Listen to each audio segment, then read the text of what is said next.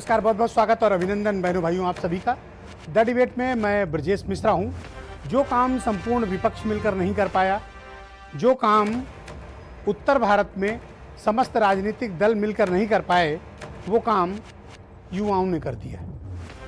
Bharatiya Janata party को शायद कभी उम्मीद नहीं रही होगी कि प्रधानमंत्री नरेंद्र मोदी के जन्म दिवस के दिन युवाओं का इतना मैसिव प्रोटेस्ट और सोशल मीडिया पर उनका इतना जबरदस्त आउटरीच सामने आएगा और प्रत्यक्ष रूप से सामने आएगा, डिजिटली भी और फिजिकली भी। ये पहली बार हुआ है कि शारीरिक तौर पर भी और सोशल मीडिया के जरिए भी युवाओं ने जबरदस्त तरीके से अपना प्रतिरोध दर्ज कराया है।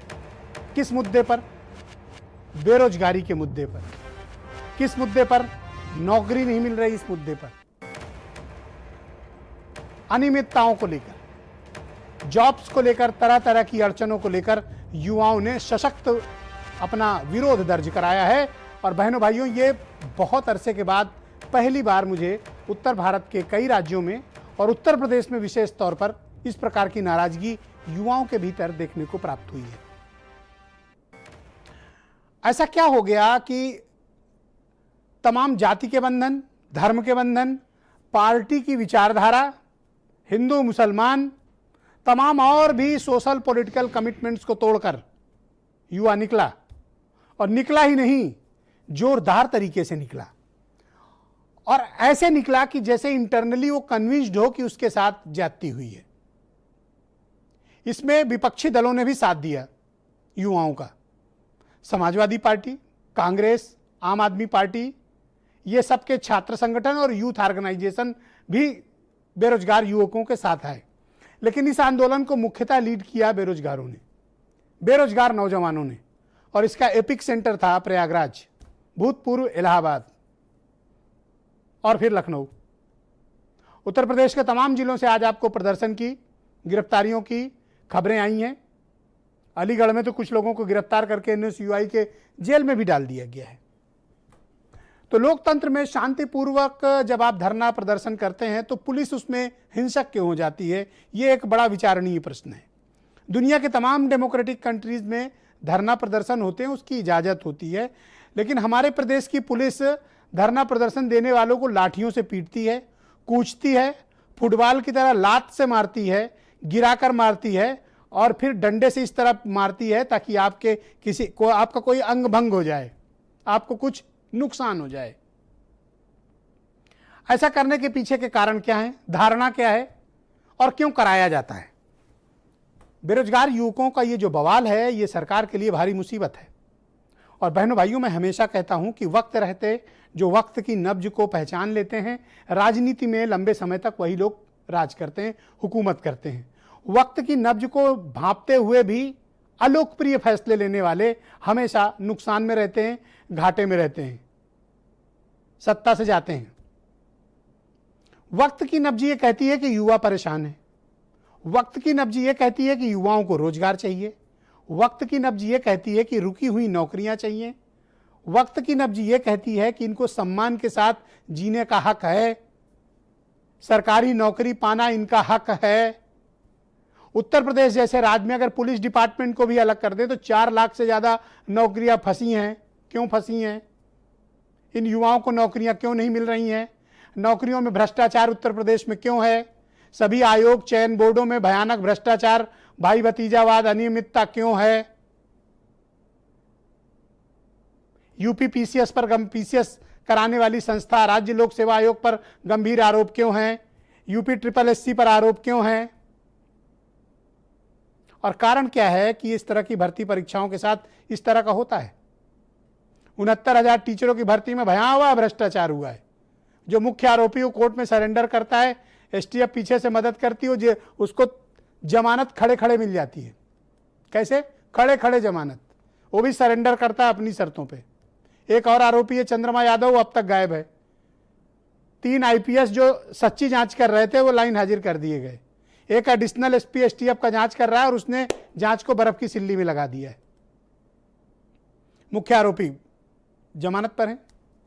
तो ये जो नाराजगी है, कारण यही है। मैं बताना इसलिए ये चाहता था, ये जो बच्चे नाराज हैं ना, ये जो आपको दृश्य दिख रहे हैं, ये नौकरी न पाने की वजह से नाराज लोग हैं। नौकरियों में जो धांधलियां हुई हैं उनसे परेशान और बेहाल युवा हैं। ये आक्रोश यूं ही नहीं फूटा। और जाहिर सी बात है कि जब इस तरह के आंदोलन होते हैं तो उसका फायदा विपक्ष उठाता है। विपक्ष आया उठाने। जितने भी पॉलिटिकल पार्टी के यूथ और छात्र संगठन हैं वो खुलकर सामने आए और उन्होंने इसका फायदा भी उठाया, उठाएंगे भी, उठाना चाहिए भी उनको, तो आए हैं सामने उठाने।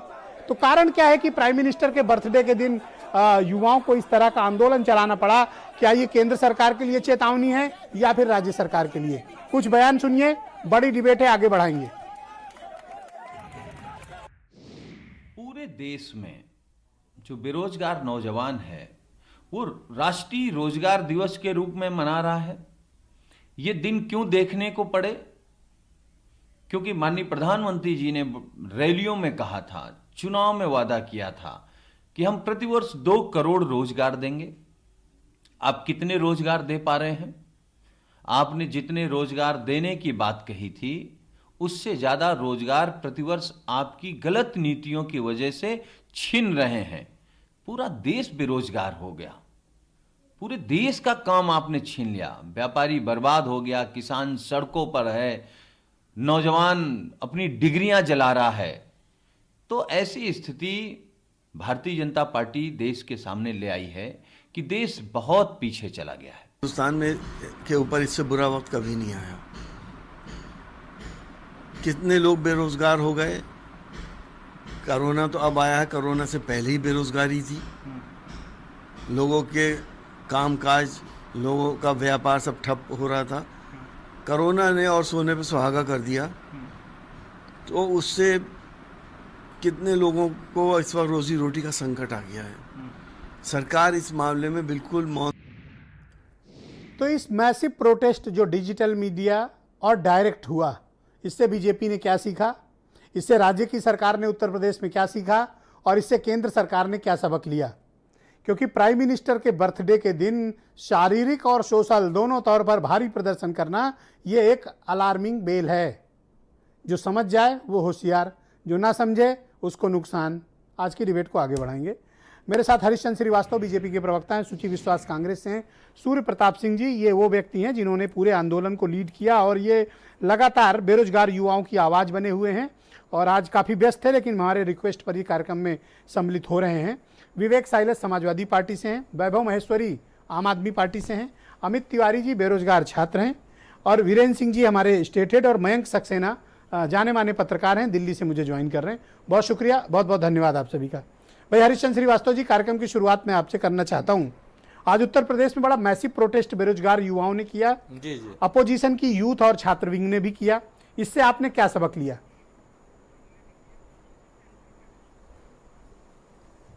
देखिए, ये जो प्रोटेस्ट है ये वैश्विक महामारी के चलते भारत ही नहीं पूरी दुनिया मंदी की चपेट में है। और ये जो विपक्षी दलों की हताशा निराशा है वो उनका एक नियोजन था। उस नियोजन के चलते उन्होंने ये प्रोटेस्ट इस दिन किया जब माननीय प्रधानमंत्री का जन्मदिन पूरा देश मना रहा है। जी। जहाँ तक रोजगार की सवाल है, अगर आप वैश्विक सापेक्ष में देखें, ठीक है, रोजगार एक बहुत अहम सब्जेक्ट है, सभी को रोजगार मिलना चाहिए और उसके लिए माननीय प्रधानमंत्री जी ने आत्मनिर्भर भारत का एक संकल्प प्रस्तुत किया है। वो चाहते हैं कि देश में सभी लोग स्वतः रोजगार देने वाले बने, नौकरी देने वाले बने और उसके लिए उन्होंने विभिन्न योजनाएं भी चला रखी हैं। उत्तर प्रदेश के आदरणीय मुख्यमंत्री जी ने एमएसएमई को सेक्टर को पूरी मजबूती देने के लिए लगातार वो काम कर रहे हैं और उसी का नतीजा है कि 8 लाख से ज़्यादा एमएसएमई इकाइयाँ 80 से 100% अपनी क्षमता के साथ काम कर रही हैं, जिसमें 50 लाख से ऊपर लोग को रोजगार मिला हुआ है। इसके अलावा जो आधारभूत संरचनाओं की परियोजनाएं हैं जी, उसमें जो लगातार रोजगार हरीश जी, सरकार मैं दे आपको रही है। इंटरप्ट कर रहा हूं, और पर मेरा सरकार एक का सवाल प्रयत्न है कि ज्यादा से ज्यादा आप लोगों नौकरी को, क्यों नहीं देना चाहते हैं बेरोजगार युवकों को? आप इसके लिए बार बार क्यों ये जवाब देते हैं कि आप नौकरी नहीं दे रहे हैं बल्कि आत्मनिर्भर बनाना चाहते हैं? आत्मनिर्भर युवा बन जाएगा अगर आप एक अच्छी सी नौकरी दे दो, देखिए, वो बिल्कुल आत्मनिर्भर बनेगा। आपसे रोजगार मांगा जाता है तो आप कह रहे हो कि साहब देखिए, आप आत्मनिर्भर बन जाइए, ऐसा क्यों? देखिए ऐसा है कि ये कहना कि हम नौकरी नहीं देना चाहते, जो रिक्तियां हैं सरकार में वो जो प्रक्रिया है उसके अनुरूप वो भरी जा रही हैं, लगातार उस पर काम हो रहा है। कहीं कोर्ट में, सुप्रीम हरीश जी, कोर्ट उत्तर प्रदेश में 4 लाख भर्तियां फंसी हुई हैं, अभ्यर्थियों 4 का- लाख।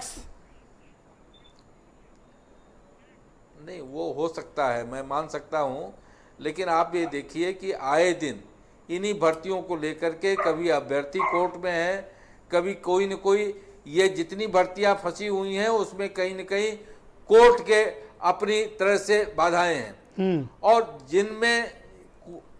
जिनमें कोर्ट का जो व्यवधान था वो भाई मुक्त हुई, जनता ने वो आपको नियुक्तियां चुना है ना, हुई। अदालतों को नहीं चुना ना। वोट तो आप ले मांगने आते हैं। 4 साल हो गए आपकी सरकार को चलते हुए, 1 साल के बाद अब चुनाव में जाना है आपको, और कितना टाइम चाहिए था आपको?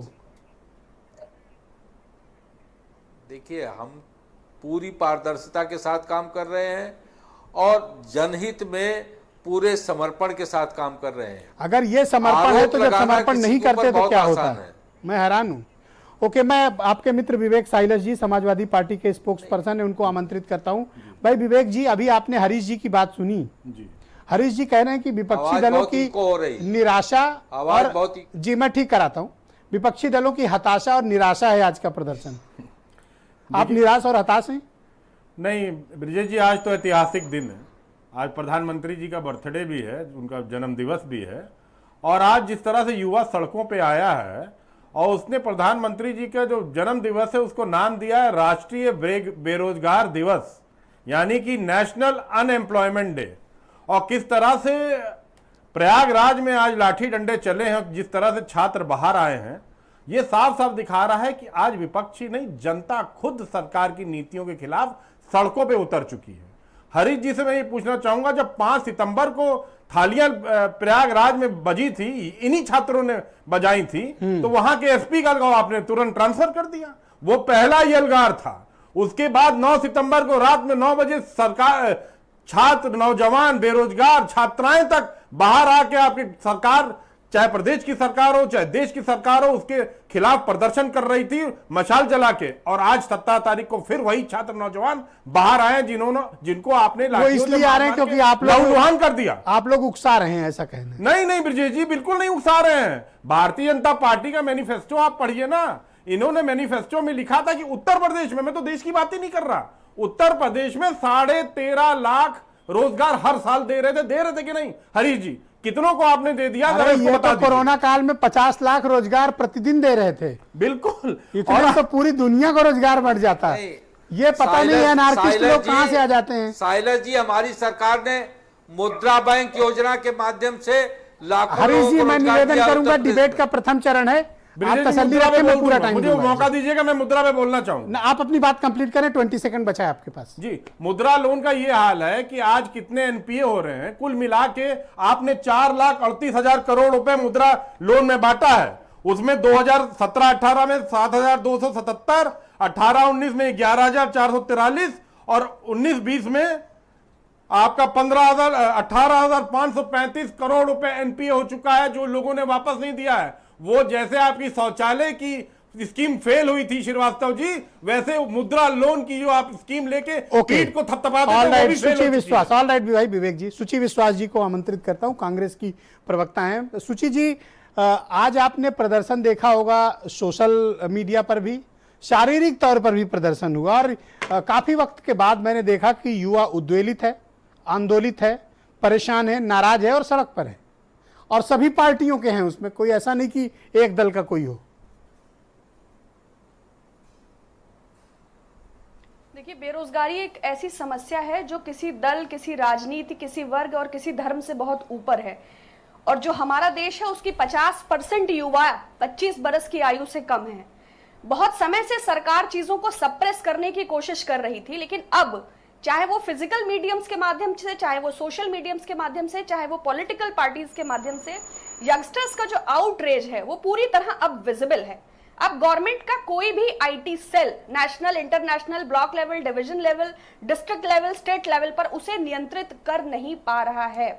तमाम तरह के उन्होंने हैशटैग्स चलाए, ट्रेंड्स चलाए, तमाम तरह का वो अश्लील कल्चर लेके आए, तमाम तरह के कैरेक्टर एसेसिनेशंस उन्होंने किए, तमाम पॉलिटिकल पार्टीज के लीडर्स को, उनकी इमेज को टार्निश करने के लिए किया। लेकिन जो कि मूल विषय था और है अभी इस भारत के सामने, जैसा कि सरकार ने कहा कि 2 करोड़ रोजगार लेके आएंगे, जैसा कि प्रदेश में कहा 13 करोड़ रोजगार लेकर आएंगे, लेकिन सरकार के पास ना नीति है ना कोई नियत है। जब कोई विजन ही नहीं है, कोई पॉलिसी नहीं है, मात्र विज्ञापन के आधार पर 6-7 साल खींच चुके हैं, तो अब ये बहुत क्लियरली विजिबल है, बहुत अलार्मिंग है और गवर्नमेंट बहुत ही डिजास्टरस पोजीशन में है। और शायद जी केंद्र की नरेंद्र मोदी सरकार को इस बात का अंदाजा भी है। जिस रफ्तार में वो प्रॉफिटेबल पीएसयूज को बेच रहे हैं, रेलवे का निजीकरण कर रहे हैं, भर्तियों को खत्म कर रहे हैं, और ना केवल बेरोजगार, वो तमाम अधेड़ लोग जो वीआरएस लेने के लिए मजबूर हैं। लेकिन आपने हरीश जी की बात सुनी, ये आपकी हताशा और निराशा है जिसकी वजह से ये प्रदर्शन हुआ है। ये बेरोजगार नहीं है, आप लोग हैं। देखिए, ये युवाओं की अपेक्षा है और युवाओं की आशा है। ये हताशा और निराशा, मैंने कहा ना, फैंसी वर्ड्स को जस्टिफाई करना तो समय को नष्ट करने के जैसा है। ये सब आंखों से विजिबल है और हम जो देख रहे हैं ये कोई सूक्ष्म नेत्रों की कला नहीं है कि मैं देख सकती हूं और हरीश जी देख नहीं सकते हैं। माननीय प्रधानमंत्री श्री नरेंद्र मोदी जी, यशस्वी मुख्यमंत्री उत्तर प्रदेश योगी आदित्यनाथ जी, अगर उनमें थोड़ी भी राजनीतिक सूझबूझ या विवेक है तो वो देख सकते हैं कि संविदा के लिए क्या हाहाकार ये यशस्वी का मतलब मैं आज तक नहीं समझ पाया। ये तो मध्यकाल में और पौराणिक काल में इस तरह के शब्दों का इस्तेमाल होता था, यशस्वी, कीर्तिधारी, चक्रवर्ती सम्राट। ये कहां से ये सब शब्दावली का इस्तेमाल हो रहा है? अरे मुख्यमंत्री मतलब मुख्यमंत्री होता है भाई, शब्दावली का पदार्पण, यशस्वी कहां से उसमें आ गया? नहीं, इस शब्दावली का पदार्पण नहीं, ये शब्दावली का पदार्पण माननीय मुख्यमंत्री प्रधानमंत्री जी द्वारा ही किया गया है। हर मन की बात में आप सुनिए, क्योंकि 5000 वर्षों के इतिहास में पहले कहते हैं ना चक्रवर्ती सम्राट फला युग पुरुष अवतरित हुआ है तो वो मोदी जी। ऑलराइट वैभव माहेश्वरी, क्या वाकई में ये आज बेरोजगार युवा निकले थे या ये विपक्षी दलों की हताशा और निराशा का परिणाम था? ब्रिजेश जी, पूरे मार्केट में, पूरे देश में बहुत ज़्यादा नकारात्मकता फैली हुई है और इसका एक कारण बताऊं, बहुत ज़्यादा लंबा गोल गोल घुमाने की जरूरत नहीं है। इन लोगों को काम करना आता नहीं है। अब आपसे क्या सीखना पड़ेगा? इनको अकल नहीं है कि कैसे करना है। इनको वादे बहुत कर, ये सब क्या है ना, जो प्रचार के जो एडवर्टीजमेंट्स होते हैं ना, उनके अभिनेता हैं। हर चीज को ऐसे पैकेजिंग करके दिखाते हैं। इनकी वैसे इसमें आपकी भी पीएचडी है। जितनी इनकी योजनाएं हैं सर, एक तो वो योजनाएं सारी फर्जी हैं। ऐसी किसी भी योजना का क्या फायदा जो किसी गरीब जनता तक 1 रुपए का भी फायदा नहीं पहुंचाती। किसी भी योजना में बेनिफिशियरी इनके पास नहीं होता। आत्मनिर्भर भारत की इनकी परिभाषा यह है कि हर आदमी का बिजनेस बर्बाद कर दो, सड़क पे ले आओ, आत्मनिर्भर हो जाएगा। उसकी नौकरी छीन लो, आत्मनिर्भर हो जाएगा। जिसने जॉब के लिए अप्लाई कर रखा है उसको कोर्ट और कचहरी के चक्कर लगाओ, वो एक थोड़े दिन में खुद ही वकील बन जाएगा, आत्मनिर्भर हो जाएगा। उद्योगों को मजबूती की बात करते हैं आप। यहाँ का लॉ एंड ऑर्डर देखिए, कोई उद्योग यहाँ आना कभी चाहेगा? यूपी में 4 लाख भर्ती बता रहे हैं कि कोर्ट के अंदर है। आप ये देखिए कि उन कोर्ट में एक तरफ अभ्यर्थी होता है, दूसरी तरफ सरकार खुद होती है, उनके खिलाफ मुकदमा लड़ रही होती है। अगर छोटी कोर्ट इनके फेवर में फैसला देती है तो ये हाई कोर्ट और सुप्रीम कोर्ट तक चले जाते हैं अपने ही युवाओं के खिलाफ। इससे ज्यादा बेशर्मी किसी देश में मिलेगी? उसकी ये रोजगार की बात करते हैं, युवा हृदय सम्राट बनते हैं, यशस्वी कहलाना पसंद करते हैं। बीजेपी आईटी ट्रोल जो है उनको रोजगार मांग के युवाओं को अपमानित करते हैं। चक्रवर्ती सम्राट यानी खुद ही मुकुट बनाया, खुद ही पहन लिया, खुद ही का प्रचार करा दिया। किस तरह का देश बना रहे हैं? आज ये एनार्की क्यों फैलाई आप लोगों ने? आज आप देखिए एनार्की, जो आदमी जॉब मांग रहा है, जो इनको वोट देता है, वो इनसे मांगने का अधिकार रखता है और मांगने पर अगर नहीं मिलेगा तो छीनने का अधिकार रखता है। लोकतंत्र में हर तरह के विरोध और प्रदर्शन को मैं सूर्य प्रताप सिंह को आमंत्रित करता हूं। इस समय ये सबसे बड़े अनार्किस्ट हैं और बड़ी अराजकता इन्होंने फैला रखी है पूरे उत्तर प्रदेश में और हर जगह। ये सोशल मीडिया पे रोज कुछ ना कुछ तमाशा क्रिएट करके सरकारों को परेशान करते हैं, युवाओं को परेशान करते हैं और उनका भविष्य खराब कर रहे हैं। भाई ये सूर्य प्रताप जी, ये आप रोजगार का आंदोलन जो ये चला रहे हो, ये क्यों बच्चों का भविष्य खराब कर रहे हो? वो लाठी खा रहे हैं, मार खा रहे हैं, जेल जा रहे हैं। आपका क्या है? आप तो आईएएस थे, 39 साल मौज में नौकरी की, 1.5-2 लाख रुपया घर बैठ के पेंशन ले रहे हो और बच्चे मार खा रहे हैं। ये तो आप अनार्किस्ट हुए ना। अरे बहुत अच्छी बात कह दी आपने। अगर मैं एनार्किस्ट हूं तो जितने यहाँ पैनलिस्ट बैठे हैं, इनकी जो पार्टियां हैं, ये भी एनार्किस्ट है। संता के मुद्दों को उठाना एनार्किज्म है। ये सब उठाते रहे जब विपक्ष में रहते हैं, और विपक्ष में रहते हैं सब अच्छी बातें करते हैं, तो सारे के सारे एनार्किस्ट हैं। और मुझे कोई आपत्ति नहीं है लोगों की बात उठाना, युवा की बात उठाना। आज ये आंदोलन किसी राजनीतिक पार्टी का नहीं है, ये युवा का स्वयं आंदोलन है। इसमें सूर्य प्रताप सिंह और उनके सहयोगी जो टीम है, वो एक कैटलिस्ट की भूमिका निभा रहे हैं। भड़का रहे हो आप, कैटलिस्ट नहीं हो, भड़काते हो आप। ठीक है, अगर भड़काते हैं तो श्रीवास्तव साहब बैठे हुए हैं, जिनके हाथ में सत्ता है, जिनके हाथ में पावर है, जो मुझे हर आंदोलन 5 तारीख का किया, 9 तारीख का किया और 17 का किया, तीनों बार पुलिस फोर्स मेरे घर आई। तो इनके पास सत्ता है, ये कुचल सकते हैं किसी को भी, पकड़ ले हमको। अगर एनार्किस्ट हैं, हमने कोई, मैं तो घर से बाहर भी नहीं निकला हूं, तो आप हमें पकड़ के एनएसए लगा दीजिए हमारे ऊपर, इनके पास पावर है।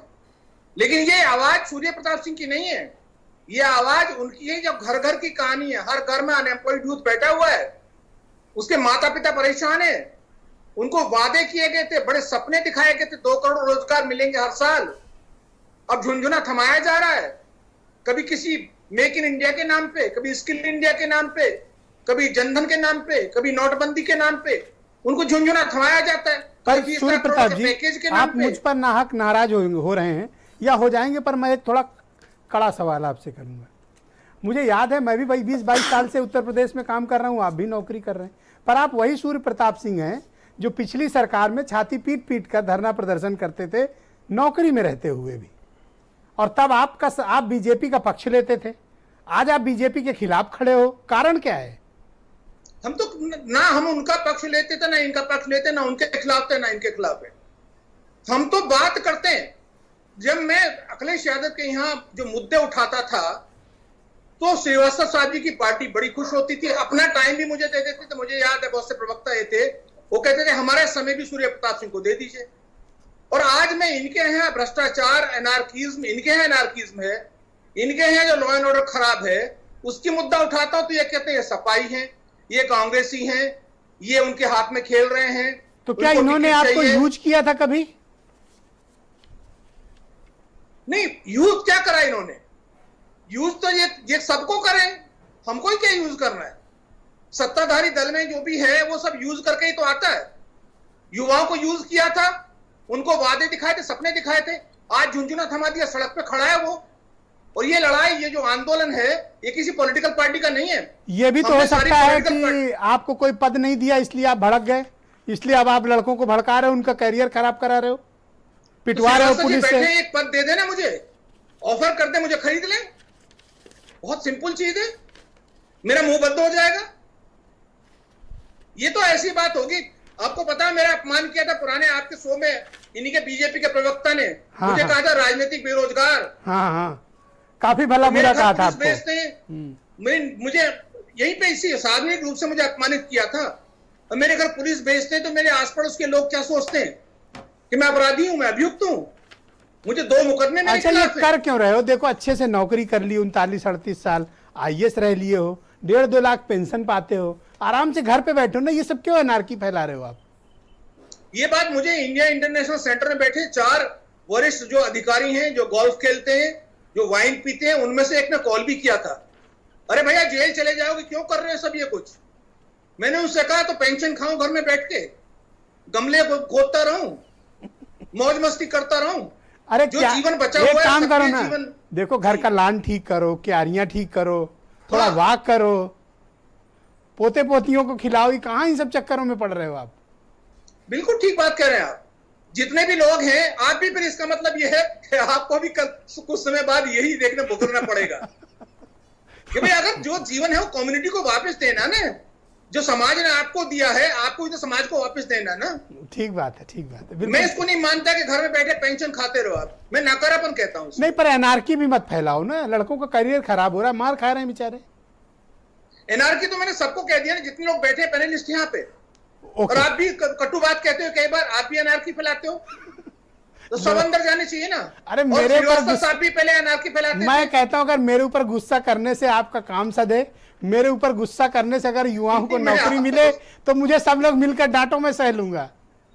नहीं, मैं ये कह रहा हूं, जब ये गैस का सिलेंडर लेके खड़ा होते थे, पेट्रोल के दाम बढ़ते, जब ये सड़क पे आते थे, अनारकिस्ट नहीं थे क्या ये लोग?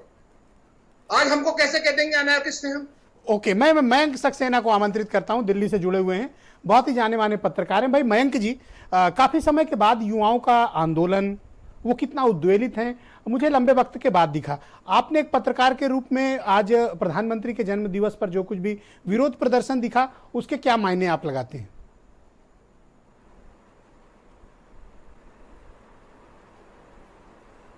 देखिए, सबसे पहले तो मैं ये जो एनार्की की बात हो रही थी, मैं इस पे थोड़ा सा एक बात करना चाहूँगा कि ये शब्द जो है एनार्की, ये मध्य युग में लैटिन और ग्रीक भाषा, लैटिन भाषा के एनार्किया और ग्रीक भाषा के एनार्कोस से आता है। और इस शब्द का अर्थ क्या होता है? आर्कोस या आर्किया का मतलब, ग्रीक में आर्किया का मतलब होता है राजा या रूलर, और लैटिन में भी इसका मतलब यही होता है, रूलर। तो एनार्किया या एनार्कोस या एनार्की का मतलब होता है स्टेट जहां कोई रूलर नहीं है। अब आप लंबे समय से देखिए, कोरोना के आंकड़ों को देख लीजिए, चाहे बेरोजगारी की स्थिति को देख लीजिए, और वो कोरोना के पहले से ही है, और चाहे अर्थव्यवस्था की स्थिति को देख लीजिए, जो रूलर है वो इन मामलों पे कहीं दिखता नहीं है। तो एनार्की कहाँ है, कैसी है और किस वजह से है या किस तरह की, इस बारे में इसके बाद कुछ कहने की जरूरत रह नहीं जाती है। दूसरी बात, नौजवानों के प्रदर्शन की जहां तक बात है, देर आए दुरुस्त आए। ये बहुत देर में हुआ, 1-1.5 साल पहले ही आंकड़े आ चुके थे बेरोजगारी के। लोकसभा चुनाव के पहले भी ये बात उठी थी, लेकिन आंकड़े रिलीज नहीं होने दिए गए, समिति के लोगों ने इस्तीफे दे दिए, और 42 साल में सबसे ज्यादा बेरोजगारी की दर उस समय भी थी। और इसमें मैं एक लाइन जो है बहुत जरूरी जोड़ देना चाहता हूं, जो बात सत्ताधारी पार्टी कह रही है, और पत्रकारों को इतना खतरा है कि शाम के वक्त हम लोग सत्ताधारी पार्टी को सत्ताधारी पार्टी कहते हैं, नाम भी लेना ठीक नहीं समझते हैं शाम के वक्त। तो इसीलिए कहा कि गमला उमला लगाओ, ये मेरे ऊपर गुस्सा हो गया। 1 करोड़ के आसपास ट्वीट्स हुए हैं, और सड़क पे भी हमने देखा है। तो ये जो कहा जा रहा है कि विपक्ष ने भड़का लिया, मतलब जब चुनाव में यही नौजवान आपको वोट देता है तब कोई भड़का नहीं रहा होता है, जब सांप्रदायिक माहौल भड़का दिया जाता है तब कोई भड़का नहीं रहा होता है। अब वही नौजवान जिसने आपको वोट दिया आपके खिलाफ खड़ा है, तो विपक्ष ने भड़का दिया, तो फिर आपको वोट देते समय क्या हुआ था? तो ये अपने आप में इस बात को समझना पड़ेगा कि ये बेहद शर्मनाक तरीके से बेइंतहा लोकतंत्र विरोधी बात है कि आपके खिलाफ जो भी कुछ बोले, कोई भी मुद्दा उठाए, आप सीधे कह दो विपक्ष के साथ खड़ा हुआ है। वो नौजवान जो बेरोजगार है, वो राजनीति कर रहा है, उसके पास खाने को नहीं, वो राजनीति क्या करेगा? नहीं, मैं तो ये कहता हूं ना मयंक जी, बहुत ही विपक्ष कोई पाकिस्तान थोड़ी ना है, इसी डेमोक्रेसी का हिस्सा है। शर्मिंदा होना चाहिए। और ब्रजेश जी, चूंकि आज एंकर आप हैं, बिल्कुल बिल्कुल बिल्कुल, तो आप चूंकि एंकर हैं, तो मैं चाहता हूं आपके जरिए ही जो भारतीय जनता पार्टी के प्रवक्ता हैं, उनसे बस एक सवाल पूछ लीजिए, और मैं चाहूंगा आज के शो में उसका जवाब दे दे वो जी। उसके बाद मैं अपनी शायद कोई बात कह पाऊंगा बेहतर, कि अगर मान लीजिए कल चुनाव हो जाते हैं या 1 साल बाद चुनाव हो यूपी में, तो कौन से 4 मुद्दे या 4 अपनी उपलब्धियां होंगी जिनको लेके वो जनता के बीच जाएंगे? ओके, आपका क्वेश्चन नोट किया गया। मैं डिबेट के अगले चरण में ये सवाल हरीश जी से पूछ लूंगा, उन्होंने सुन भी लिया है। भाई अमित तिवारी जी मेरे साथ मौजूद हैं, ये प्रतियोगी छात्र हैं। आप हताश और निराश विपक्षी दलों के भड़काने पर प्रदर्शन करने आए हैं, या वाकई में आप लोगों को रोजगार नहीं मिल रहा इसलिए खुद से अपना इनिशिएटिव लेकर आए हैं? जी नमस्कार ब्रजेश जी, मैं अमित तिवारी। मैं सबसे पहले तो आज जो युवाओं ने किया, हम सब ने किया, हम सबकी अपनी मजबूरी है। ब्रजेश जी, हम आपके माध्यम से जानना चाहते हैं, हम आपका बहुत धन्यवाद करते हैं, हम सभी प्रतियोगी छात्र आपका धन्यवाद करते हैं कि आपने हमारी आवाज़ को उठाया, हमारे मुद्दे को उठाया, नहीं तो कोई हमारे मुद्दे को नहीं उठाता। आखिर आप बताइए, हम लोगों का गुनाह, मैं काली पट्टी बांध के आज अपनी आपके डिबेट में शामिल हुआ हूं, आखिर वो कौन सा गुनाह हमने किया है, हम प्रतियोगी छात्रों ने किया है जिसकी सजा मुझे आज मिल रही है, हम छात्रों को आज मिल रही है? आप भर्ती की बात करते हैं, एक एक प्रवक्ता बैठे हुए हैं, एक एक प्रश्न अगर पूछें तो एक एक का उत्तर दें। वो 69,000 जो चयनित छात्र हैं, 69,000 चयनित छात्र हैं, उनका क्या कसूर है? उनका इतना ही कसूर है ना कि नीति आपकी नहीं है, नियम आपका नहीं है, कानून आपका नहीं है, सिस्टम आपका नहीं है, कोर्ट आप जाओगे, सुप्रीम कोर्ट आप जाओगे, अब आप कहते हो कि युवा बेरोजगार है। क्या युवा बेरोजगार परेशान नहीं होगा? उनकी क्या गलती है? आप ब्रजेश जी बताइए। तो आप आत्मनिर्भर बनिए। नहीं, क्यों आत्मनिर्भर बने?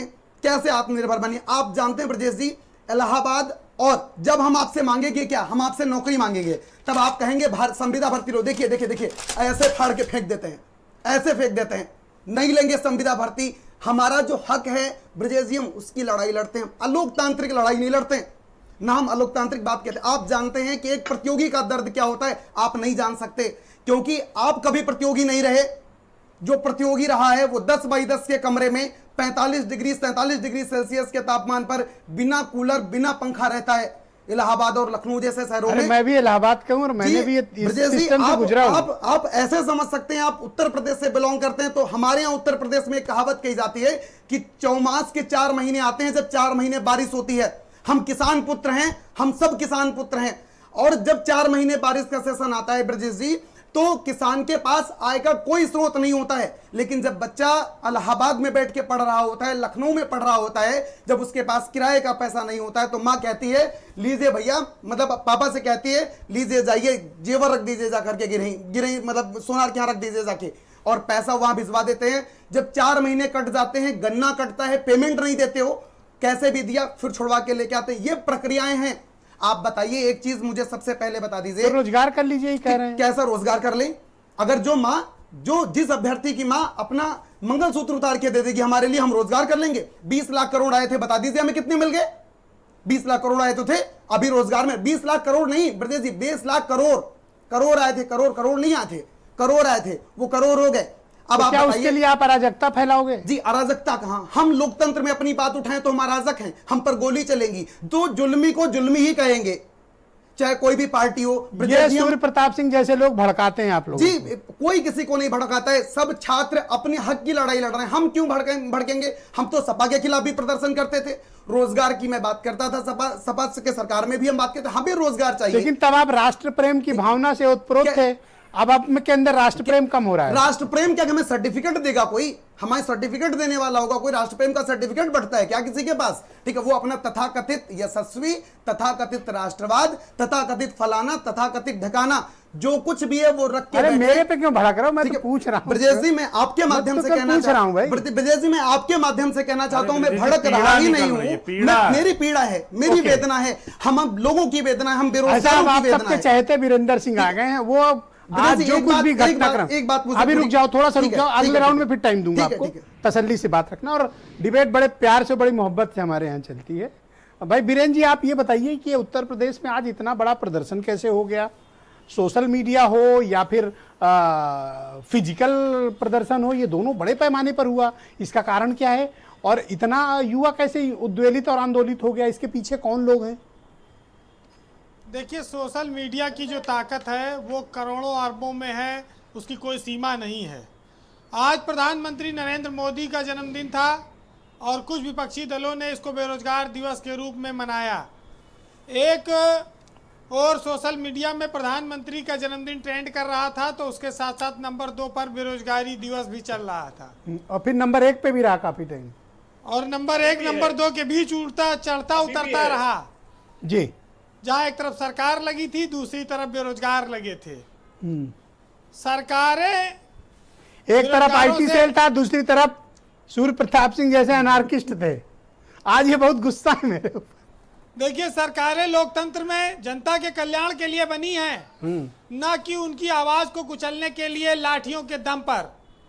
जो पुलिस वाले आज लाठियां बरसा रहे थे समाजवादी, कांग्रेस और तमाम बेरोजगार युवाओं पर, संगठनों पर, उनको ये सोचना चाहिए कि उत्तर प्रदेश में 2016 से 3,307 पदों पर दरोगा की भर्ती हुई है और रिजल्ट नहीं आ रहा है। सुप्रीम कोर्ट तक मामला चल रहा है। वही कल दरोगा बनेंगे जिनको आप मार रहे हो, वही सिपाही बनेंगे, वही कल को एलटी ग्रेड के 10,600 शिक्षकों की भर्ती 2018 से अटकी है, रिजल्ट घोषित हुआ, ज्वाइनिंग नहीं हो रही है। 69,000 शिक्षकों की भर्ती के धांधली का प्रकरण सब जानते हैं। नौकरी आप देंगे नहीं, मांगने पर लाठी मिलेगी, ये लोकतंत्र में हिटलर शाही का प्रतीक है। इससे बचना चाहिए सरकारों को, क्योंकि ये सरकार इसी भ्रष्टाचार के खिलाफ तो सत्ता में आई थी। इसने कहा था कि अखिलेश यादव ने यादव सेवा आयोग बना दिया है, हमको वोट दो, हम बेईमानों को हटाएंगे। ये अनिल यादव को क्या जेल भेज दिए, जो चेयरमैन था। इन्होंने कहा कि भर्ती में सब यादव भर दिए गए, पीसीएस में एसडीएम और सीओ बना दिए गए। तो ये कितने को निकाल दिए नौकरी से। 3.5 साल से इनकी सरकार है, जांच करा के कितने को ये जेल भेजे। 13 लाख नौकरी की बात कर रहे थे। 2-2 हज़ार किलोमीटर लोग नौकरी छोड़ के पैदल घर पे आए हैं, पैर फट गया है। तो 5 करोड़ नौकरियां जा चुकी हैं। नौकरी है नहीं, स्कूल की फीस देने का पैसा नहीं, बच्चों को पढ़ा नहीं सकते, खाने के पैसे नहीं हैं। और अगर कोई जायज डिमांड करे तो लाठी। ये जुल्म और अत्याचार की पराकाष्ठा है। 50-50 लाख नौकरी प्रतिदिन यूपी में बट रही थी, इसका क्या मतलब है? ये जो नौकरी बांट रहे थे, ये मनरेगा में फड़ुआ चलाने की नौकरी बांट रहे थे। ओके। ये माटी ढोने की नौकरी बांट, ये कह रहे हैं चलो नहर नाली खोदो। भाई काम तो काम है, रोजगार तो रोजगार है। नहीं तो एमबीए किया हुआ, एमटेक किया हुआ, बड़े बड़े जो विभिन्न क्षेत्रों में दक्ष लोग हैं, वो क्या नाली और नापदान साफ करेंगे? ये रोजगार दिया जाएगा उनको। ऐसे अच्छा है कि जीवन में कुछ संघर्ष कर लें। देखिए ब्रजेश जी, माँ बाप अपने बच्चों की पढ़ाई पर अपना सब कुछ लगा देते हैं, लेकिन जवान बेटा जब बेरोजगार होता है, निराश होता है घर में, तो माँ एक ऐसी होती है जो हरदम उसका जेब चेक करती है कि कहीं जेब में सल्फास की गोली तो नहीं रखे हैं, कहीं वो बच्चा कहीं कोई गलत कदम ना उठा ले, जिसको नौकरी नहीं मिल रही है। उन माँ बाप को बड़ा डर लगा रहता है। और यहाँ सरकारें गाल बजाने में पीछे नहीं। और जब बात करोगे तो सपने दिखाएंगे, देशभक्ति की बातें होंगी, नाकामी पर कोई बात नहीं होगी। क्यों नहीं होगी? क्योंकि अगर पकौड़ा तलना ब्रजेश जी रोजगार है, तिवारी का राष्ट्र प्रेम कुछ कम हो गया है। अगर ये इनसे पूछिए आप, एक सेकंड रुक जाओ, कि पकौड़ा तलना अगर रोजगार है तो भांग घोटना भी रोजगार घोषित कर देना चाहिए। कम से कम भांग खाए के एक गोला सुबेरे से लेटा रहेंगे घर में, रात में फिर अपना पड़े रहे, हिले डूलेंगे नहीं। लेकिन हमारा देश, ब्रजेश जी, एक बार एक पति रेडियो पर बिजी था सुनने में, तो उसकी बीवी ने पूछा, भाई ये बताओ तुम ये रेडियो पे क्या सुन रहे हो, इतना बिजी हो? तो आदमी ने कहा कि देखो मैं रेडियो पर मन की बात सुन रहा हूँ। तो उसकी औरत ने कहा, भाई ये तुम मन की बात तो सुनते हो, लेकिन मेरी बात तो कभी नहीं सुनते हो। तो पति ने कहा कि ऐसा है कि तुम जो बात कहती हो वो मन की बात नहीं, वो मन की भड़ास कहते हैं उसे, तो उसको सुनने में मेरी कोई दिलचस्पी नहीं है। तो हम लोग तो देखिए पत्रकार हैं, कहते हैं हम तो पागल हैं जो शायरी में दिल की बात कहते हैं। भाई तिवारी ये पोस्टरबाजी थोड़ी देर में कर लेना, रुक जाओ भाई, जरा वीरेंद्र जी बोल लें। भाई पत्रकारों को सही बात कहना चाहिए। हम पत्रकार हैं, पागल हैं जो दिल की बात कहते हैं, वरना तो लोग गीता पर हाथ रखकर भी सच नहीं बोलते। जो कसम खाते हैं संविधान की, वो भी सच नहीं बोलते। आज बेरोजगारों को लाठियों से पीटा जा रहा है उत्तर प्रदेश में। क्या इसी दिन के लिए सरकार को चुना गया था? तुमने बदले हमसे गिन गिन के लिए, और हमने क्या चाहा था तुमको इस दिन के लिए। आज हरीश जी की पार्टी की सरकार है, ये खुद इनके पार्टी जब प्रदर्शन करती थी तो मार मार के तोड़ दिए जाते थे लोग विधानसभा के सामने। ये अपना दर्द भूल गए जब इमरजेंसी में सिविल में जगह नहीं मिलती थी इनको। इनके कार्यकर्ताओं को इतना मारा था समाजवादी सरकार ने।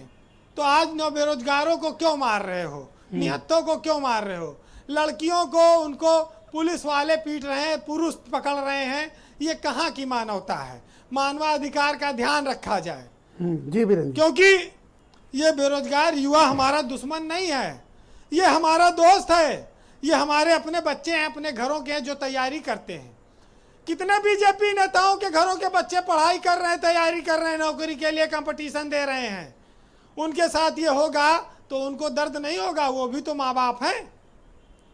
बस एक बात ये है कि भाई इनके सत्ता में हैं, ये सही बात को भी नहीं स्वीकार करेंगे। बोले कि झूठ से सच से जिससे भी चाहे यारी रखें, आप तो बस अपनी तकरीर जारी रखें और बात मन की कहें या वतन की कहें, और झूठ बोलते समय बस आप अपनी आवाज़ भारी रखें। तो ये जी हालत है ब्रजेश जी मैं शहर की जो बता रहा हूँ जी। और युवाओं एक मैसेज दे रहा हूं, सुनिएगा कि वही पुराने सपने दोबारा दिखा रहा हूं और देशभक्ति की आड़ में नाकामी छुपा रहा हूं। तमाम सारे आरोप हैं, लेकिन जी भांग घोटो पकौड़ा बेचो यही रोजगार है इस देश में। अब नौकरी की उम्मीद ना करो, नौकरी मांगोगे लाठी मिलेगी। जी चलिए 4 लाइन कहूँगा। जो पार्टियां चुनाव में बड़े बड़े वादे करती हैं बेरोजगारों से, जनता से, लोगों से, उनके लिए उन पर जो भरोसा करते हैं जी वो कैसे ठगे जाते हैं। कहते हैं कि सबको हम बंगला दे देंगे और चुनावी दौर है मियाँ, ये सिर्फ जुमला दे देंगे। और ज़मीन लौटाने के वादे किया करते थे और कल खेती बाड़ी करने के लिए ये गमला दे देंगे। और चारों ओर शांति के संदेश लिए घूमते हैं, अगर सियासत में हारे तो अब की फिर हमला दे देंगे। बहुत बहुत शुक्रिया वीरेंद्र जी, बहुत बहुत धन्यवाद। हरीश जी, आपने तो चुनाव में वादा किया था कि आप नौकरियां दोगे, लाखों नौकरियों का वादा करके आप सत्ता में आए थे। अब जब युवा आपसे रोजगार मांगता है, नौकरी मांगता है, तब आप उससे कहते हैं स्वरोजगार कर लो या फिर आत्मनिर्भर बन जाओ। तो आपने वादा क्यों किया था फिर? नहीं देखिए, नहीं हमने जो वादा किया था हम उस वादे पे अभी भी खड़े हैं। जो नौकरियां हैं वो उत्तर प्रदेश के युवाओं के लिए हैं, कहीं बाहर से नहीं लोग इंपोर्ट किए जाएंगे। जो प्रोसेस है, जो प्रक्रिया है, उसी के तहत ही नौकरियां मिलती हैं। और वो प्रोसेस एसपी सिंह साहब ब्यूरोक्रेसी में रहे हैं और वो ये जानते हैं कि कोई भी कार्य बिना प्रोसेस प्रक्रिया के क्या एसपी सिंह साहब कर देते थे। तो वो जो प्रोसेस प्रक्रिया है उसी के तहत ही नौकरियां मिलेंगी, लोगों को रोजगार मिलेंगे। और जहां तक बेरोजगारों के प्रदर्शन पे कहीं लाठीचार्ज हुआ हो, यदि वो हिंसक नहीं हुए और उनके ऊपर लाठीचार्ज हुआ तो मैं इसकी घोर निंदा करता हूं। जी, वो कोई हो लोकतांत्रिक तरीके से अपनी बात कह रहा है, तो ये फंसी हुई जो भर्तियां तो हैं और ये उसके नौकरी ऊपर हरीश जी, लाठीचार्ज करना निहायत ये आप दे पाएंगे या फिर ये रोजगार अपना खुद का तलाश लें? आप क्या सलाह दोगे इन्हें?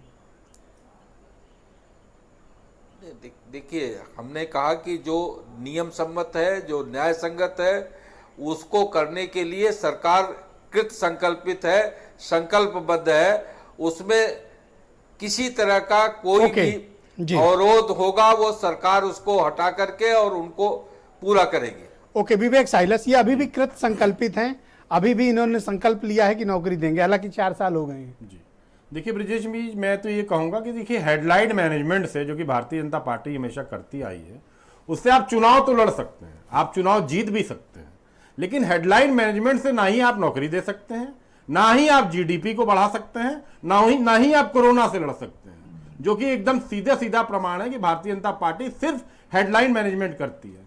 सरकार आज जो है वी शेप रिकवरी की बात कर रही है, लेकिन आज की फाइनेंशियल एक्सप्रेस ने छापा है कि the recovery will be slow. RBI governor Shaktikanta Das कह रहे हैं revival would be slow and gradual.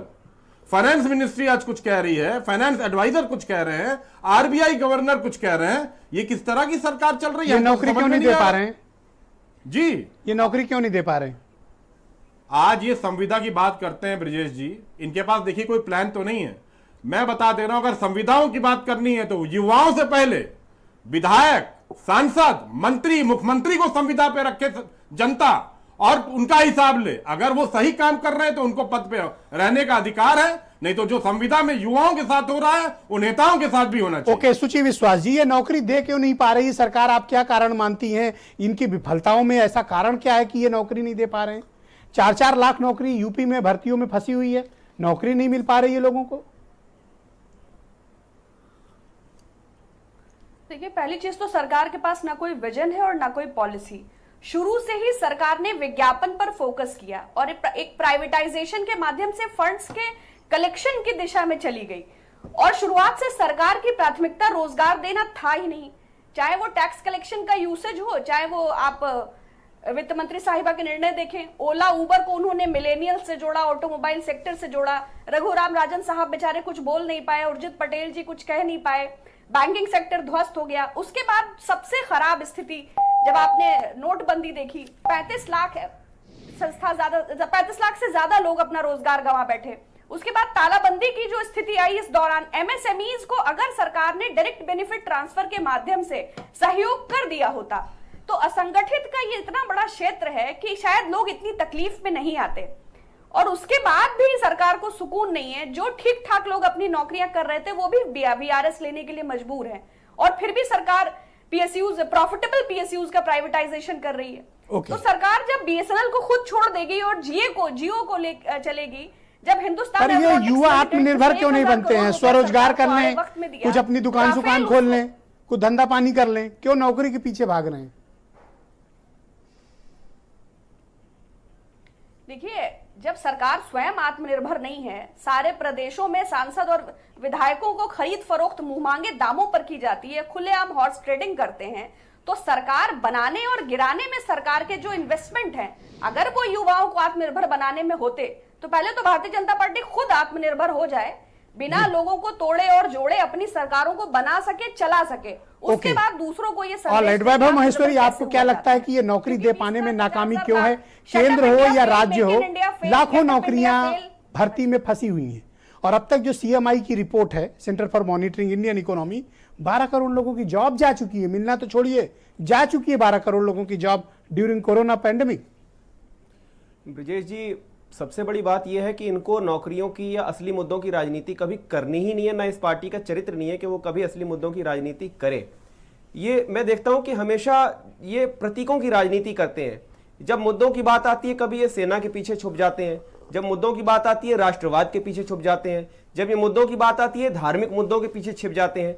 यानी कि कभी भी ये मुद्दों की बात, बिजली, पानी, महंगाई, भ्रष्टाचार, नौकरियां, जो व्यापार खत्म हो गया, उसकी ये बात ही नहीं करना चाहते। एक इंटरप्शन है, इन चीजों में फंसा देते हैं। एक इंटरप्शन है जी। तो आप कौन सा सर्फ से धुले हुए हो? आप तो घनघोर जातिवादी हो, आप तो यहाँ ठाकुर पंडित करके उत्तर प्रदेश में आए हो। ये तो इनकी सोच है। आप भी तो पंडितों के पीछे छिप रहे हो। ये तो इनकी सोच है कि ये असल में क्या हुआ कि एक छोटा सा सर्वे करवा के बस पब्लिक से पूछ लिया गया कि क्या ये जातिवादी हैं, पब्लिक ने जवाब सही दे दिया, तो इसके बाद इतनी ज्यादा इन लोगों को तकलीफ हो गई कि हाय राम, हमारी जो ये प्रतीकों की राजनीति और जातिवाद की राजनीति, इसको इसका पता लगाने, इसको एक्सपोज करने के लिए जिस पिच पर ये खेलते हैं, आपको भी उसी की स्टाइल, उसी पे आप भी खेलते हैं। नहीं, इनका खेल एक्सपोज करना है, इनका खेल खत्म करना है। इनका खेल जो जिस तरह से असली मुद्दों से भटकाकर जातिवाद, धर्म, उन्माद की राजनीति करते हैं, उसको एक्सपोज करने के लिए हम यहां पर आए हैं। और इससे ये इसमें चूंकि हम सफल होते दिख रहे हैं, जनता हमारे साथ आ रही है, इसलिए इनको बड़ी तकलीफ हो रही है। और सूर्य प्रताप सिंह जी, आपको क्या लगता है कि सरकार नौकरियां दे पाने में राज्य और केंद्र में विफल क्यों है, और इसके पीछे के कारण क्या हैं? आपको क्या लगता है? देखिए, पूरे देश के अंदर 478 मिलियन यानी लगभग 50 करोड़ के करीब वर्कफोर्स है। मोटा मोटा एक सेकंड में बता रहा हूं। उसमें से 6 करोड़ लोग हैं जो ऑर्गेनाइज सेक्टर, जिसमें 3 करोड़ 55 लाख जो है वो सरकारी क्षेत्र में है, और 2 करोड़ 45 लाख के करीब वो प्राइवेट सेक्टर ऑर्गेनाइज में है। प्राइवेट सेक्टर ऑर्गेनाइज का मतलब मोर देन 10 एम्प्लॉइज पर एंटरप्राइज। तो पूरे 50 करोड़ में से केवल 6 करोड़ ऑर्गेनाइज सेक्टर में है, और उन 6 करोड़ में नौकरी देना है इनको। बाकी के जो बचे 44 करोड़ हैं वो तो अनऑर्गेनाइज्ड है, वो खेतिहर मजदूर है, वो किसान, छोटा किसान जो पार्ट टाइम मजदूर वो है, फैक्ट्रियों में काम करने वाला ऐसा मजदूर है जो ऑर्गेनाइज नहीं है, प्लम्बर है, मैकेनिक है, वो सब लोग हैं। उत्तर प्रदेश के अंदर क्या है, लगभग अगर आप इसकी जनसंख्या का अनुपात में करते हैं तो ये संख्या करीब 8 से 10 करोड़ लोग हैं जो वर्कफोर्स के रूप में कहलाएंगे। सरकार में 10 लाख लोग हैं। 10 लाख के जो रोजगार हैं, जो समूह का से लेके घा तक हैं, उनमें से लगभग 4 लाख की जो नौकरियां हैं वो सरकार दे सकती है। कुछ दे भी दिए उन्होंने पुलिस वगैरह की। तो ये देना क्यों नहीं चाहते हैं? अभी क्या ये प्रॉब्लम है? मैं बताता हूं आपको, उसी पे आ रहा हूं, क्यों नहीं देना चाहते। 2000 वैकेंसी निकलती है, 15 लाख लोग अप्लाई करते हैं। अब 2000 को नौकरी मिलेगी तो प्रश्न तो 2000 लोग हुए, खुश हो गए। नाराज कितने हुए? 14,98,000 जिनको नौकरी मिली नहीं। कोई भी सरकार नौकरी नहीं देना चाहती, सरकारी नौकरी। वो सरकारी नौकरी देगी, लोग ज्यादा नाराज होंगे, ना देने से कम लोग नाराज होते हैं। लेकिन ये समझ नहीं रहे इस बात को कि आप भर्तियां अगर नहीं कर रहे हो, उससे घर घर में नाराजगी है। ये आप नहीं देखो, हर घर के अंदर 1 या 2 बेरोजगार व्यक्ति है जो बैठा हुआ है, और वो इनके सत्ता को हिलाने के काम करेगा। मुझे जो देखिए, मेरा जो अनुभव है, मैंने जो देखा पिछले 5-6 साल से मैं जो संघर्ष कर रहा हूं लोगों को जगाने के लिए, ये जो इस बार आवाज उठी है, ये घर घर की आवाज है। इसको सरकार हल्के पर में ना हरीश जी ले। की बात आपने सुनी, इसके पीछे विपक्ष की साजिश है। अरे विपक्ष की साजिश है तो आप जो विपक्ष में थे, आप भी तो साजिश करते थे। आप भी तो तेल के दाम के मुद्दे उठाते थे, आप भी गैस के सिलेंडर लेके सर पे घुमा करते थे। नहीं, वो राष्ट्रवाद था। तो वो आपका राष्ट्रवाद था। जब आज विपक्ष उठाता है तो आप विपक्ष से सवाल पूछना शुरू कर देते हैं। ये कहते हैं समाधान बताइए बेरोजगारी का। अरे सत्ता आपको सौंपी है, समाधान आप निकालिए ना। मेरे पास भी बीजेपी के लोगों का फोन आया, कह रहे थे आप समाधान बताइए। मैंने कहा मैं तो छोड़ के इस पार खड़ा हूं ना, कुर्सी पर आप बैठे हो ना, समाधान आपको निकालना है। लोगों ने आपको चुना है समाधान निकालने के लिए, मुझे थोड़ी चुना है। ऑलराइट सर, जो सवाल करे आपसे उसी समाधान खोजते हो आप। कितने मुकदमे हो गए अब तक? जी, कितने मुकदमे हो गए आप पर? मुझे 2 मुकदमे हैं और 12 धाराओं में मुकदमे हैं। 4 बार घर पे पुलिस आ चुकी है। जेल जाने से डर नहीं लगता? अरे अब क्या डर लगेगा? देखिए, जनता के डर से, जनता के मन से डर निकल गया है। हमारा उद्देश्य यही था, युवा सड़क पे आ गया है। जो भय, लाठी डंडे गोली का भय दिखाया जा रहा था कि सबको ठोक देंगे, भय धीमे धीमे निकल रहा है। और सारे विपक्षी दल वो भी डर के मारे मयंक सक्सेना, वो भी बाहर आ रहे हैं। केंद्र हो या राज्य, नौकरियों का इतना बड़ा संकट क्यों है, आपको क्या लगता है? नौकरियों का संकट इसलिए है कि सर प्लीज, नौकरियां श्रिंक हो रही है। ऑलराइट सर, मैं मयंक जी से पूछना देखिए, चाहता हूं। पहली बात तो ये कि ये जो एक्ट ऑफ गॉड वाली पूरी नौटंकी है। जी मेरी आवाज आपको मिल रही है ना? मिल रही है, परफेक्ट। तो ये जो पहली बात तो ये कि ये जो एक्ट ऑफ गॉड वाली पूरी नौटंकी है, पूरी नौटंकी जो है, इसकी पोल खोलना बड़ा जरूरी है। आपकी वित्त मंत्री देश की ऐसी अद्भुत हैं कि वो संसद में कह देती हैं कि चूंकि मेरे घर में कोई प्याज नहीं खाता, इसलिए मुझे फर्क नहीं पड़ता है, मुझे पता नहीं है कि प्याज की कीमत कितनी है। तो वो बहुत आसानी से कह सकती है कि चूंकि मेरे घर में कोई बेरोजगार नहीं है, तो मुझे नहीं पता कि बेरोजगारी की हालत क्या है। लेकिन 2018 में जब भारत सरकार रिजर्व बैंक के कैश सरप्लस में से 1/3 पैसा मांग रही थी, तो बीजेपी के प्रवक्ता या कोई नेता या कोई वित्त मंत्री या प्रधानमंत्री ये बता दे कि आखिर भारत सरकार को रिजर्व बैंक के कैश सरप्लस में से 1/3 पैसा, जिसकी वजह से गवर्नर छोड़ के चला गया, वो मांगने की जरूरत आखिर क्यों आ पड़ी। यानी कि 2018 में ही सरकारी खजाना ये खाली कर चुके थे। पहली बात, उसका नतीजा आज आपके सामने है। कल की खबर है, चाइना में स्थित जो एशियन बैंक है, बिजनेस बैंक, उससे बहुत सारा कर्जा लिया गया है। क्यों? क्योंकि इनको योजनाओं में पैसा देना है, तो उसके लिए पैसा नहीं है। तो ऐसा नहीं कि स्थिति आज हो गई है। अगर इन्होंने अर्थव्यवस्था की ऐसी तैसी ना की होती पिछले 5 साल 6 साल में, तो आज ये हालात को संभाल सकते थे, इतनी बुरी हालत नहीं होती। तो प्रॉब्लम क्या है कि जो कुछ पॉलिसी फेलियर है, क्रेडिट हम ले लेंगे, इन दोनों का पॉलिसी फेलियर है। वो जो है विपक्ष जो है उसमें साजिश कर रहा है। बिल्कुल पॉलिसी फेल्योर नहीं है, दिस इज परफॉर्मेंस फेल्योर। आता ही नहीं है काम ही नहीं आता है। नोटबंदी के बाद छोटा उद्योग ठप हुआ, जहां भी कैश का लेन देन था, दिहाड़ी मजदूर बेरोजगार हो गए। सबसे बड़ी संख्या में पिछले 4 साल में दिहाड़ी मजदूर बेरोजगार हुए हैं। उसके बाद जीएसटी लेकर आए, आप पता कर लीजिए जाके छोटे उद्योग का क्या हाल हुआ है। और सबसे महत्वपूर्ण बात, मैं नरेंद्र मोदी की ट्विटर का हैंडल अभी देख रहा था, हर 10-15 सेकंड, 20 सेकंड, 1 मिनट बाद वो लोगों को धन्यवाद दे रहे हैं, दुनिया भर के नेताओं को और फिल्म स्टार्स को जो उन्हें बर्थडे विश कर रहे हैं। कैसा प्रधानमंत्री है कि देश भर में करोड़ों नौजवान उतरे हैं सड़क पे, लाठियों से पिट रहे हैं। एक ट्वीट ये नहीं की जा सकती है कि आप चिंता मत कीजिए, हम कुछ ना कुछ आपके लिए कर देंगे। ओके, अमित तिवारी, फर्क नहीं पड़ता है। यूपी के ही कभी ये काला पट्टी बांध के पोस्टर लेके क्यों आए भाई? ये डिबेट है, कोई मंच, कोई आपका धरना प्रदर्शन का स्थल थोड़ी। क्या करें, जब बाहर जाएंगे तब लाठियां पड़ेंगी, तो आपका एक मीडियम मिल भैया, तो जाता है। हम भी फिर यही काम करें, बाउंसर रखें, हम लोग भी यही कराएं फिर डिबेट में, आपका हम लोग भी यही करेंगे और क्या करें फिर? आपका एक मीडियम मिल अनारकी जाता है। फैला रहे हो हमारी डिबेट में। हम सभी छात्रों के लिए, हम सभी प्रतियोगी के लिए आप ही एक मंच लेकर के आते हैं, यहीं पर चाहे एक अच्छा, तो वोट उनको दो, कंधे पे उनको बिठा के घुमाओ, लाठी उनसे खाओ और मलहम लगवाने हमसे आओ। अब ये राष्ट्रीय बेरोजगारी दिवस आपके यहाँ से नहीं दिखाएंगे तो कहाँ से दिखाएंगे ब्रजेश जी, बताइए आप। ओके, ठीक है, मैं एक दो प्रश्न पूछ लूं। भारतीय जनता पार्टी के प्रवक्ता बैठे हैं और सब लोगों से मैं पूछना चाहता हूं। आज हम सब युवा परेशान हैं। हाईकोर्ट 4 बार फटकार लगा चुका है कि आपकी प्रशासन व्यवस्था, मतलब जो कानून व्यवस्था है, उसकी विवेचना के लिए आपके पास सब इंस्पेक्टर्स नहीं है। 2016 की भर्ती है यूपीएसआई की, आज तक उन्हें ज्वाइनिंग नहीं मिली है। नई भर्ती के लिए लमसम 10,000 पद 3 सालों से आ रहे हैं, मतलब 16, 4, 20 सर 3 साल हो गए, 4 साल हो गए, नई भर्ती के लिए 10,000 पद आ रहे हैं, आज तक नहीं आए। आप कहते हैं कि न्याय परंगत चीजें होंगी। भारतीय जनता पार्टी के प्रवक्ता हरीश चंद्र जी बैठे हुए हैं, आप हमें बता दीजिए कितना समय लेंगे आप? थोड़ा राष्ट्र प्रेम की भावना से ओतप्रोत क्यों नहीं होते? कैसा राष्ट्र प्रेम? क्या राष्ट्र प्रेम की भावना सब क्या होता है? मतलब हम रोजगार मांगे तो हम राष्ट्रवादी नहीं है। ब्रजेश जी, क्या होता है? आप डिबेट करते हैं, मतलब आप राष्ट्रवादी नहीं है? मतलब क्या होता है? आप बता दीजिए। मैं भारतीय जनता पार्टी के सम्मानित 370 हटा दिया, मन नहीं भरा अभी। क्या हुआ सर? 370 हटाया, मन नहीं भरा। 370 मैंने समर्थन किया ना। मंदिर बन गया, बन रहा है, आपका मन नहीं भरा। रोजगार कम मिलेगा। क्या काम कर दे, क्या कर दे जिससे आप खुश हो जाओ? रोजगार का, अच्छा बताइए, रोजगार की मैं बात करता हूं। वैभव जीतता मिल रहा है उसके बावजूद भी। सर एक बात सुन लीजिए, मैं रोजगार की बात करता हूं। आज प्रधानमंत्री जी का जन्म दिवस है, आज 17 तारीख है, जन्म दिवस है, राष्ट्रीय बेरोजगारी दिवस युवा मना रहा है। बिल्कुल किसी के बर्थडे के दिन आप इस तरह का, मतलब अरे यही तो बेशर्मी है। ऐसा स्यापा फैलाए हो।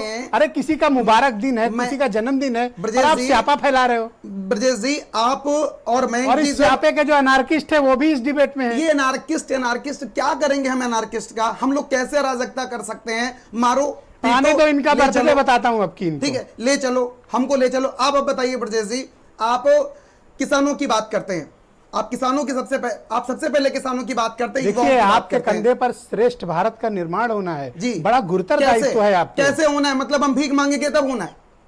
हमारी भर्ती पे क्यों भड़क रहे हो? आप बता दीजिए ब्रजेश जी। मैं भारतीय जनता पार्टी को एक भी शब्द नहीं निकलेगा मुंह से, और मैं भी पूरे विपक्ष को बताता हूं, ऐसा नहीं कि यही निशाने अच्छा, पर है। 20 सेकंड में खत्म करो, टाइम ओवर हो चुका है। बिल्कुल, मैं आपको बता दूं जी, मैं समाजवादी पार्टी, कांग्रेस पार्टी और जितने भी प्रवक्ता हैं सबसे पूछना चाहता हूं, आज आप मेरे साथ बैठ करके इस टीवी पर डिबेट कर रहे हैं बेरोजगारी के लिए। आप एक बार बता दीजिए, आपने इतने सदन हुए, कितनी बार मुद्दा उठाया? सबके बर्थडे का हिसाब होगा। बहुत बहुत धन्यवाद। बहुत, आप सबके बर्थडे के दिन आप सबका हिसाब लिया जाएगा। बहुत बहुत शुक्रिया, धन्यवाद, थैंक यू, बहुत बहुत शुक्रिया।